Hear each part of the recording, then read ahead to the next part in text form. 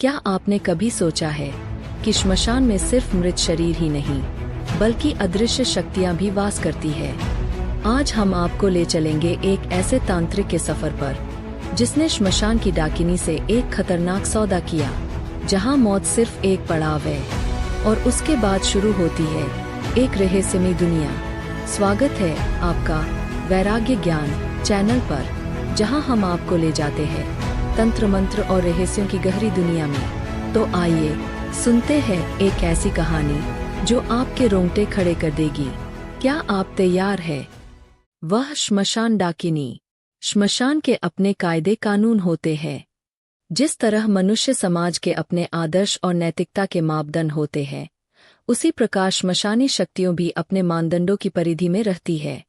जिस तरह शहर में कुछ क्षेत्रों में सामान्य व्यक्ति का प्रवेश निषेध लिखा रहता है, उसी तरह श्मशान में भी कुछ स्थलों में प्रवेश वर्जित रहता है।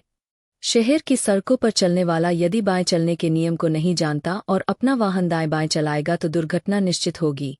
उसी प्रकार सामान्य व्यक्ति श्मशानी आचार संहिता को जाने बगैर यदि श्मशान में घूमेगा तो दुर्घटना निश्चित होगी। अक्सर लोग जोश में श्मशान घूमने आते हैं। उन्हें इसमें बहादुरी प्रतीत होती है कि मैं रात में श्मशान गया था। अरे क्यों गए थे? वहाँ क्या किया? मूल प्रश्न प्रयोजन और प्रयोजन की सिद्धि का होता है। वहाँ जाने मात्र से आपका पौरुष आदरणीय नहीं हो जाता। यूं ही श्मशान जाने वाला, श्मशानी नियमों से, शक्तियों से जाने अनजाने खिलवाड़ करने वाला अक्सर किसी मुसीबत में फंस जाता है। श्मशानी साधक की एकाग्रता, इच्छाशक्ति या दृढ़ता में जरा भी कमजोरी हुई तो वो भी बड़ी मुश्किल में फंस जाते हैं और इसके परिणाम बड़े भयानक होते हैं। जगत में भूल सुधार का मौका मिलता है। बच्चा गिर गिर कर चलना सीखता है। बार बार मौके मिलते हैं। फिर क्षमा, दया, करुणा, स्नेह जैसे आत्मीय कोमल भाव भी है। बड़े लोग छोटों की गलतियां क्षमा कर देते हैं। श्मशान में क्षमा, ममता, करुणा का कोई स्थान नहीं है। जरा सी असावधानी गहरे संकट में फंसा देती है। विक्षिप्त अर्धविक्षिप्त हो जाना तो सामान्य सी बात है। श्मशानी साधना तलवार की धार पर चलने जैसी है। चलना प्रारंभ करने के बाद रुकने या हटने की कोई गुंजाइश नहीं है। बीच में छोड़कर आप भाग नहीं सकते, इस पार या उस पार। या तो आप वशीभूत कर लेंगे या वशीभूत हो जाएंगे, या तो आप मसान पर विजय पाकर उसे नचाएंगे या फिर वह आपको नचाएगा। जगत में सबसे बड़ी सजा मृत्यु है। श्मशान में मृत्यु के पश्चात सैकड़ों वर्ष भुवनलोक में काटने की सजा मिल जाना साधारण बात है। यहाँ पलों के मुहूर्त का सही उपयोग कर बहुत कुछ पाया जा सकता है और चूक जाने पर बहुत कुछ खोया भी जा सकता है। लोग श्मशानी साधक को हे दृष्टि से देखते हैं। तंत्र को अच्छा नहीं मानते और तांत्रिक को अच्छा आदमी नहीं समझते। अच्छाई बुराई, पाप पुण्य, नैतिकता नैतिकता की परिभाषाएं युग काल परिस्थितियों के अनुसार बदलती रहती है। एक ही कर्म कभी पुण्य तो कभी पाप। जैसे भूख से बेहाल व्यक्ति को आपने भरपेट भोजन कराया, वह तृप्त हो गया और जाकर अपने काम में लग गया तो यह पुण्य हुआ। वही भोजन से तृप्त व्यक्ति उठा और क्रोधवश उसने किसी की हत्या कर दी तो आप पाप के भागीदार हुए। हम बार बार समाज का भला करने का कर्म करते हैं, मगर अनजाने ही समाज का अपकार हो जाता है। बारंबार अच्छी नीयत से भला चाहते हुए किसी की भलाई करते हैं, मगर उस तक पहुँचते पहुँचते वह बुरा हो जाता है और हम प्रिय के कोप भाजक बनते हैं। जीवन निरंतर विरोधी स्वरों के संघर्ष में बहता है। ठीक ठीक समझ पाना बड़ा मुश्किल है। अपने लिए कमाते रहें और हमारी कमाई दूसरे करते रहें। हम दूसरों का खाते रहें। जो हमारे पेट में गया वह मेरा है, या जो मैंने कमाया और दूसरों के पेट में गया वह मेरा है। क्या अपना है, क्या पराया, क्या बुरा है, क्या भला है, समझ पाना बड़ा मुश्किल है। ईसा ने जीवन भर दूसरों का भला किया और उसे सलीब पर चढ़ा दिया गया। राम जीवन भर मर्यादा निभाते रहे। बचपन में विश्वामित्र के यज्ञ अनुष्ठानों की रक्षार्थ राक्षसों से युद्ध करते बीता। विवाहोपरांत 14 वर्ष का वनवास व्यतीत कर अयोध्या के राजा बने। राम के गिने चुने दिन ही सुख से बीते होंगे। फिर सीता का परित्याग। एकांकी राम, राजा राम। भगवान राम किस सुख का भोग कर सके होंगे। गर्भवती पत्नी के परित्याग का दंश क्या राम को निशा में चैन से सोने देता होगा। फिर सीता से मिलन। दूर से सामने सामने सीता का धरती में समा जाना। अग्नि परीक्षा के अविश्वास को सहन कर जाने वाली सीता राम के परित्याग को न सह पाई। 14 वर्षों तक स्वेच्छा से राम का अनुगम कर जंगल जंगल भटकने वाली सीता परित्याग न क्षमा कर सकी। शर्म, लज्जा, अपमान, ग्लानि और तिरस्कार से भरी सीता ने पुनर्मिलन से कहीं अच्छा समझा चिरवियोग और धरती की जाई जानकी राम के सामने धरती में समा गई। क्या बीती होगी राम के मन पर। वर्षों तक राम अयोध्या पर राज किए। एकाकीपन डसता रहा, ग्लानि बोध सालता रहा। फिर भ्राता लक्ष्मण की अकाल मृत्यु ने राम को भीतर तक दहला दिया। पहले पत्नी वियोग, फिर सतयुग में अकाल मृत्यु। कितनी पीड़ा, कितनी वेदना, कितना दंश सहते राम। थक हार कर सरयू की गोद में जल समाधि ली। राम की पूजा करने वाला कौन राम जैसा जीवन स्वेच्छा से वरण कर सकेगा। ईसा को मानने वाले कितने ईसा की तरह सलीब पर चढ़ सकेंगे, और वो भी इस भाव के साथ कि प्रभु इन्हें क्षमा करना। ये नहीं जानते कि ये क्या कर रहे हैं। प्रभु के प्रति समर्पण, पूर्ण समर्पण, इसके अलावा कोई विकल्प नहीं है। अच्छा बुरा, पाप पुण्य, उचित अनुचित सब तुम जानो हे विश्वनाथ। हम तो कर्म, मात्र कर्म करते हैं। कर्म के इन बीजों को उपयुक्त जमीन और अनुकूल मौसम देकर जैसा चाहो वैसा सजा लो गंगाधर। सृष्टि के कण-कण में तुम समाये हो। मेरे हर स्पंदन के प्रेरक तुम हो। कर्ता भी तुम ही हो, फल भी तुम ही हो। हमें धर्म धर्म, नैतिक अनैतिक, पाप पुण्य की भूल भुलैया में न फंसाओ सदाशिव। दिन रात चातक सी टेर लगाने वाले इस मूर पर कब कृपा बरसाओगे महेश्वर। कुछ वर्ष पहले की बात है। एक दिन मेरे पास आने वाला युवक अजय गंभीर मुद्रा में मेरे पास आया। मेरे पूछने पर उसने बताया कि उसके चचेरे भाई विमल को विगत 2 माह से बुखार है। कोई भी दवाई फायदा नहीं कर रही।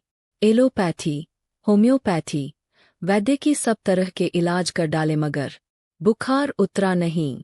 100 से 102 के बीच में रहता है। निरंतर बुखार रहने के कारण बहुत कमजोर हो गया है। लोग कहते हैं कि ऊपरी फेर है। पंडितों से पूजा पाठ भी करवाया गया मगर कोई फायदा नहीं हुआ। उसकी इच्छा थी कि मैं चलकर देख लूं, मगर कहने का साहस नहीं संजो पा रहा था। जानता था कि मैं झाड़ फूंक, ओझाई बिल्कुल पसंद नहीं करता। 2-3 दिन बाद पुनः उसने भाई की बीमारी की चर्चा की। मुझे लगा कि मुझे जाना चाहिए। शिव कब कौन सी प्रेरणा दे दे, कौन जान सकता है। अस्तु, शाम 7 बजे मैं उसके साथ चल दिया। उनके घर में घुसते ही मुझे अजीब सा महसूस होने लगा। घर जैसा न लगा। माँ बाप के मुख पर गहरे दुख की, असहायता की छाप थी। समूचा वातावरण रुग्ण और बोझिल था। 20 से 21 वर्ष का युवक विमल बिस्तर पर पड़ा था। बीमारी ने वाकई उसे बेहद कमजोर कर दिया था। घरवाले बताने लगे कि उसका शरीर बहुत स्वस्थ था। वह अच्छा तैराक था। विश्वविद्यालय में M0A0 फाइनल का छात्र विमल पढ़ाई में बहुत अच्छा था। हंसमुख, मिलनसार और आवश्यकता पड़ने पर सबकी मदद करने वाला था। परोपकार सेवा भावना उसमें कूट कूट कर भरी थी। उसकी माँ कह रही थी, भैया, हमने अपने जाने कभी किसी का बुरा नहीं किया, अपना नुकसान करके भी लोगों का भला किया, मगर इसकी हालत देखकर शराफत और परोपकार से भरोसा उठने लगा है। जाने किसने क्या कर दिया। हमारा फूल सा इकलौता बच्चा, अगर इसे कुछ हो गया तो हम भी झर खाकर मर जाएंगे। कहते कहते उसकी माँ फूट फूट कर रो पड़ी। ऐसा दृश्य देखकर पाषाण भी पिघल जाएगा। फिर मैं तो मानवीय संवेदनों से भरा एक सामान्य व्यक्ति ही हूँ। अब मैंने बीमार युवक पर गौर किया। लंबी अस्वस्थता के कारण शरीर क्षीण हो चुका था मगर उसकी आंखें चंचल थी। शरीर मृत हो रहा है और आंखों में शोखी और चंचलता। हृदय में अवसाद का कोई लक्षण नहीं। इसका मतलब चेतना के तल पर यह पूर्ण स्वस्थ है। मानसिक चेतना का शारीरिक अस्वस्थता से कोई सरोकार नहीं। ऐसा क्यों? शरीर रूपी घोड़े का सवार तो मन ही है। सवार की इच्छानुसार ही घोड़ा चलता है। स्वस्थ मन शरीर को स्वस्थ रखने की सामर्थ्य रखता है। मगर विमल के साथ कुछ असाधारण घट रहा था। शरीर और मन जैसे पृथक जी रहे हों। डॉक्टर, वैद्य और मनोवैज्ञानिक भी आसानी से इस गुत्थी को नहीं समझ सकते कि मन और शरीर के सेतु का यूं टूट जाना कैसे संभव है। मुझे गौर से देखता पा विमल ने अपनी नजरें हटा लीं। मैं चौंक गया। उसका नजरें हटाना किसी असामान्यता का प्रमाण था। सामान्य बीमार नजरें क्यों हटाएगा? मैंने उसका हाथ पकड़ा। नब्ज देखी। सामान्य थी। उसकी माँ कहती रही, हर चीज ठीक है भगिया। डॉक्टर हर परीक्षण कर चुके और कहते हैं कि इसे कोई बीमारी नहीं। लड़के ने मेरे हाथ से अपना हाथ नहीं हटाया। उसके स्पर्श में कुछ भी असामान्य न था। थोड़ी देर तक मैं बैठा रहा, हर चीज को समझने की कोशिश करता रहा। उसके माँ बाप अपनी व्यथा कहते रहे। कैसी कैसी परिस्थिति में फंसा देते हो शिव शंकर। ऊपर से दृढ़, कठोर और संतुलित दिखने वाले का हृदय कितना भावुक है, इसे तो तुम ही जानते हो भोले शंकर। लगभग 1 घंटे तक मैं वहां बैठा रहा। बीमार विमल ने जब से नजरें हटाई थी तभी से आंखें बंद कर ली थीं और मेरे उठने तक उसकी आंखें बंद थीं, जैसे थक कर पलकें मूंद ली हों। मैंने जो उसकी आंखों में देखा, कहीं वह मेरा भ्रम तो नहीं था। मुझे स्वयं पर शक होने लगा। खैर, मैं वापस आने के लिए उठा। मेरे साथ अजय भी उठ खड़ा हुआ। हम लोग घर के बाहर आए। चलने को ही थे कि उसी समय विमल का कोई मित्र उससे मिलने के लिए आया और उसने अजय से नमस्ते की। अजय ने मेरा परिचय उससे कराया। ये विमल का अभिन्न मित्र आलोक है और ये भाई साहब। आलोक की आंखों में चमक आई। तांत्रिक भाई साहब। अजय ने सहमति में सर हिलाया। आलोक उत्साहित होकर मुझसे बोला, आपसे मिलने की बहुत इच्छा थी। हम लोग भी तंत्र मंत्र में बहुत रुचि रखते हैं। हम लोग कौन? मैंने पूछा। मैं और विमल, आलोक ने उत्तर दिया। आना कभी, कहकर मैं चलने को उद्यत हुआ। आलोक ने बात पकड़ते हुए पूछा, कल आऊं? ठीक है, मैंने अन्य भाव से कह दिया। क्या बजे? आलोक तो मिलने के लिए बहुत व्याकुल लगा। कल शाम 6 बजे आना, मैंने यूं ही कह दिया। मेरे मन मस्तिष्क में तो विमल की गुत्थी उलझी थी। दूसरे दिन ठीक 6 बजे आलोक आया। मैं अन्य भाव से उससे मिला, उसे बैठाला। इधर उधर की बातें होती रहीं। मैं उसकी बातों में विशेष रुचि नहीं ले रहा था। स्वयं को विशिष्ट दर्शाने की चाहत में उसके मुंह से निकला, अरे, हम लोगों ने तो श्मशान की खाक भी छानी मगर कहीं कुछ न मिला। कौन से श्मशान? मैंने पूछा। रसूलाबाद, उसने उत्तर दिया। क्या विमल भी तुम्हारे साथ जाता था? मैंने पूछा। हाँ, हम दोनों साथ ही रहते थे, उसने बताया। श्मशान में तुम लोग क्या करते थे? मैंने प्रश्न किया। घूमते थे, उसने गर्व से कहा। और साधना किया करते थे। कैसे करते थे साधना? मैंने प्रश्न किया। जली हुई चिता पर खड़े होकर मंत्र जाप किया करते थे, आलोक ने बताया। इससे क्या होता है? मैंने पूछा। मसान सिद्ध होता है, उसने बताया। मुझे उसकी मूर्खता पर विस्मय हुआ। बात को आगे बढ़ाते हुए मैंने प्रश्न किया, क्या तुम लोग एक ही चिता पर खड़े होते थे? नहीं, अलग अलग, आलोक का उत्तर था। मुझे लग रहा था कि बीमारी की जड़ें श्मशान में ही है। क्या तुमने कभी कोई असामान्य घटना देखी? मैंने पूछा। नहीं तो मगर, हकलाते हुए वह चुप हो गया। बताओ, बताओ, जो भी बात हो बिना हिचक बताओ, मैंने उसे उत्साहित किया। पता नहीं बात कुछ है भी या कोरी कल्पना ही है, आलोक ने कहना प्रारंभ किया। एक दिन हम लोग श्मशान से 6 बजे रात लौट रहे थे। विमल ने बताया कि उस दिन एक सुंदरी उसके पास आई और उससे खाना मांगने लगी। वो बहुत भूखी थी। सुंदरी श्मशान में तुम्हारे पास आई और खाना मांगने लगी? अविश्वास और आश्चर्य से मैंने विमल से प्रश्न किया। कुछ मांग रही थी, विमल अपनी धुन में बोला। अपना हाथ बढ़ाकर उसने कुछ मांगा। मैं समझ गया कि यह भूखी है, कुछ खाने को चाहती है। यार, वो बहुत सुंदर है और बड़ी गहरी चाहत से मुझे देख रही थी। कहते कहते विमल का स्वर भावुक हो गया था। मुझे यह जानने की बड़ी उत्सुकता हुई कि वह कैसी लड़की है। दूसरी रात विमल साथ में पूड़ी और मिठाई लेकर चला। रास्ते में मैंने उस लड़की को देखने की इच्छा प्रकट की मगर विमल टालने लगा। वो नहीं चाहता था कि मैं उस लड़की से मिलूं। वह बोला, तुम्हें देखकर वो शर्माएगी और मेरे पास भी नहीं आएगी। ऐसी शर्माने वाली लड़की श्मशान में इतनी रात को अकेले नहीं आएगी, मैंने कहा। तू प्रेम की ताकत नहीं समझता, विमल ने खुलते हुए कहा। वो हम लोगों को आते देखती थी। देख देख कर मुझे प्यार करने लगी। कल सबकी नजरें बचाकर मुझसे मिलने चली आई। वो बहुत सुंदर है, बहुत प्यारी है। विमल की आवाज प्रेम की गहराई में डूबी हुई आवाज थी। मैं चुप रहा, मगर मैंने निश्चय कर लिया था कि मैं उसे देख कर ही रहूंगा। श्मशान पहुंचकर हम लोगों ने साइकिल रखी और विमल अंधेरे किनारे की ओर चल दिया। मैं छिपकर उसका पीछा करता रहा। गंगा किनारे अंधेरे में जाकर वह बैठ गया। मैं दूर पेड़ के पीछे से छिपकर उसे देखता रहा। मुझे तो कुछ न दिखा। मुझे लगा कि वह लड़की विमल के दिमाग की कल्पना मात्र है, जो मुझे जलाने के लिए उसने बनाई है। थोड़ी देर बाद वहां से हटकर इधर-उधर घूमने लगा। अपनी मूर्खता पर मुझे स्वयं हंसी आने लगी। श्मशान में रात में लड़की, इतनी असामान्य बात विमल ने बताई, फिर भी उसका झूठ मैं नहीं पकड़ पाया। बाद में जब विमल मेरे पास आया तो खुशी का आवेग संभाले नहीं संभल रहा था। वह मुझसे लिपट गया और अपने आलिंगन में कसकर भींच लिया। बोला, मुझे तो जिंदगी मिल गई यार, मेरी जिंदगी। मैं झल्ला कर बोला, छोड़ मुझे, साले फिर मूर्ख बना रहा है।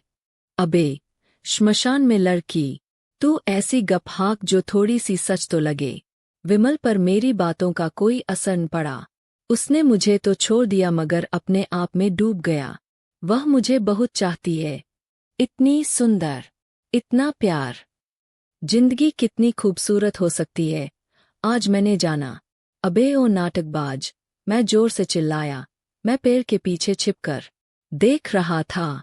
साले वहां कोई लड़की आई ही नहीं। अगर कोई नहीं आया तो मिठाई पूड़ी कहाँ गई? मुस्कुराते हुए विमल ने प्रश्न किया तो मैं चुप हो गया। मुझे यह तो विश्वास था कि विमल जो कह रहा है वह गलत है, मगर सच क्या है मैं समझ नहीं पा रहा था। वह तो आज भी कहता है कि वहां घर पर वो लड़की रोज रात को आती है। अब कुछ भी समझने को बाकी नहीं बचा था। विमल श्मशान डाकिनी की गिरफ्त में था। श्मशान डाकिनी ने कामबान से घायल करके उसे अपना प्रेमी बना लिया। डाकिनी नित्य रात्रि उससे संसर्ग कर उसे चूस रही थी। विमल की चेतना उसके सम्मोहन के प्रभाव में थी। शरीर गलने का उसे भान भी न था।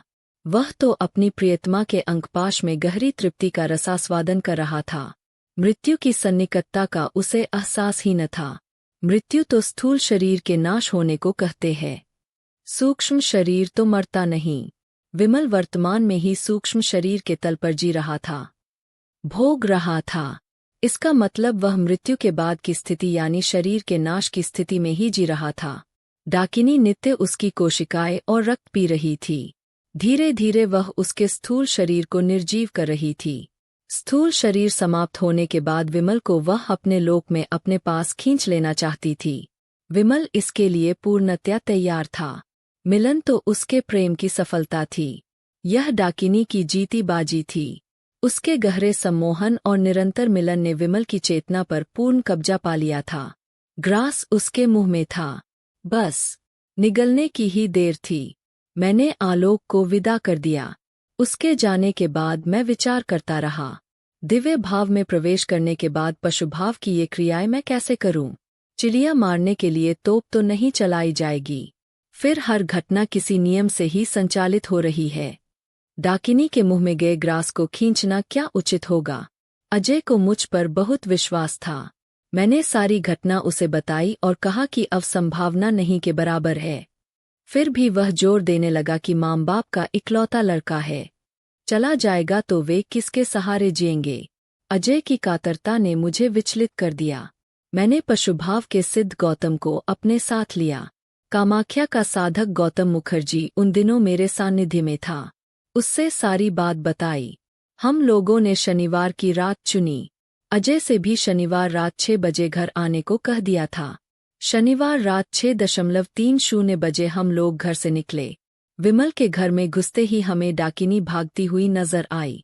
विमल ने नागवारी के साथ हम लोगों को देखा। रास में विघ्न पड़ने पर कौन सहेज रह सकता है? क्या है? उसने क्रोध से पूछा। उसकी माँ ने कहा, बेटा ये लोग तुम्हारे इलाज के लिए आए हैं। भाग जाओ, विमल ने आंखें लाल करते हुए कहा। हमें कोई बीमारी नहीं है और न किसी इलाज की जरूरत है। गौतम भी असंतुलित होने लगा, उत्तेजित होकर बोला, सुशील भाई के कहने पर मैं यहाँ आया हूँ। तुम जिसे प्रेमिका समझ रहे हो वह श्मशान डाकिनी है, तुम्हारे प्राण लेने आई है। हम तुम्हें उससे छुटकारा दिलाने आए हैं। मुझे छुटकारा नहीं चाहिए। विमल उठ खड़ा हुआ, उसकी आंखें अंगारों सी धधक रही थीं। निकल जाओ तुम लोग, कहकर वह गुस्से में आगे बढ़ा जैसे हमें उठाकर बाहर फेंक देगा। गौतम भी क्रोधित हो उठने लगा तो मैंने उसके कंधे पर हाथ रखकर बैठे रहने का इशारा किया और आगे बढ़कर प्यार से विमल के माथे पर हाथ रखा। शांत हो जाओ विमल, हम तुम्हारे मित्र हैं, शत्रु नहीं। दृढ़ संकल्प शक्ति से, प्रेम और आत्मीय भाव से उसकी आंखों में झांकते हुए मेरे स्नेहिल शीतल स्पर्श ने उसके आवेग को रोका। धीरे धीरे डाकिनी का सम्मोहन क्षीण हो रहा था। 2 मिनट बाद वह निढाल होकर गिरने लगा तो मेरी बाहों ने उसे संभाल लिया। मैंने धीरे से उसे चारपाई पर लिटा दिया। कमजोर विमल की आंखों से आंसू बहने लगे। मैं प्यार से उसे थपथपाता रहा। अचानक हमारी दृष्टि रोशनदान पर गई। चोट खाई बाघिन की तरह डाकिनी हमें घूर रही थी। डाकिनी को संभालो, मैंने गौतम को आदेश दिया। गौतम ने मंत्र पढ़कर फूंका। डाकिनी चिल्लाई, मसान के साधक श्मशान के नियमों को मत तोड़ो। विमल मेरा है, उसे ले जाने दो। गौतम ने उत्तर दिया। इस समय वह सुशील भाई की शरण में है। कुपित दृष्टि से मेरी ओर देखती हुई वह बोली, कब तक उसे बचाएंगे? मेरी महक उसके शरीर में बस चुकी है। उसकी चेतना मेरी है, वो मेरा हो चुका है। अब तो ब्रह्मा भी उसे नहीं बचा सकते। जब तक यह शरीरधारी है, इस पर शरीरधारियों का अधिकार है। श्मशानी नियमों का उल्लंघन तुमने किया है। जबरदस्ती आप लोग कर रहे हैं। डाकिनी साधिकार गुर्राई। इसने स्वयं अपने प्राण संकल्प करके मुझे सौंपे है। ये मेरे ठिकाने पर खुद आया था। पहल इसने की है, मैंने नहीं।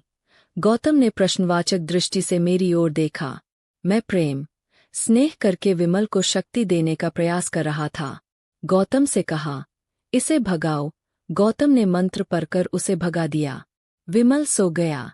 अब मैंने गौतम की प्रश्नवाचक दृष्टि का उत्तर दिया। विमल ने उसे भोजन दिया था, मगर डाकिनी ने तो प्राण की बात कही है। गौतम ने पूछा। हाँ, मैंने क्षोभ भरे स्वर में कबूला। डाकिनी ने प्राण मांगे थे मगर विमल ने तो उसे मिठाई और पूड़ी ही खिलाई। मगर सुशील भाई, गौतम खिन्नता से बोला, डाकिनी गलत नहीं है। श्मशानी नियमों के अनुसार पूड़ी मिठाई के रूप में डाकिनी ने इसके प्राणों की भेंट पाई है। अनजाने में इसने प्राण भेंट कर दिए और अब इसके होश हवास पूरी तरह उसकी गिरफ्त में है। हम इसे कब तक बचा सकेंगे? तुम इसे डाकिनी निरोधक ताबीज पहना दो, मैंने कहा। गौतम ने पास आकर विमल को सूंघा, फिर निराशा भरे स्वर में बोला, डाकिनी का अंश इसमें समाया हुआ है, ताबीज काम नहीं करेगा। गौतम के आचरण से स्पष्ट था कि वह संघर्ष करने के पक्ष में नहीं था। उसका मत था कि यदि किसी भी तरह डाकिनी से अब विमल का संबंध विच्छेद करा भी दिया गया, हालांकि यह बहुत मुश्किल था, लगभग असंभव सा, तो डाकिनी का प्रभाव विमल को विक्षिप्त या अपाहिज कर देगा। ऐसी जिंदगी जीकर भी विमल क्या करेगा? इसके अलावा श्मशानी आचार संहिता के उल्लंघन का जबरदस्त प्रायश्चित भी करना होगा। मैं भी विचलित हो गया था। कटु नग्न सत्य सामने था। क्या उचित है, क्या अनुचित, हम कुछ भी समझ नहीं पा रहे थे। हम लोग विचारों में डूबे थे। इसी समय विमल ने आंखें खोलीं और उठने का प्रयास करने लगा। क्यों उठ रहे हो? मैंने बेख्याली में पूछा। बाथरूम जाऊंगा, सहज भाव से विमल बोला और उठकर कमरे के बाहर चल दिया। उसे आने में देर हुई तो मैं चौंका। गौतम भी शीघ्रता से उठकर बाहर निकला। आंगन में विमल का पार्थिव शरीर पड़ा था। डाकिनी उसे लेकर जा चुकी थी। अगर आपको यह खौफनाक कहानी पसंद आई हो और आप ऐसी ही और भी रोमांचक और भयानक कहानियां सुनना चाहते हैं तो हमारे चैनल वैराग्य ज्ञान को लाइक और सब्सक्राइब करना ना भूलें। और हाँ, अपनी राय और डरावने अनुभव हमारे साथ कमेंट में जरूर साझा करें। अगली बार हम एक और रहस्यमय और भयानक कहानी लेकर आएंगे।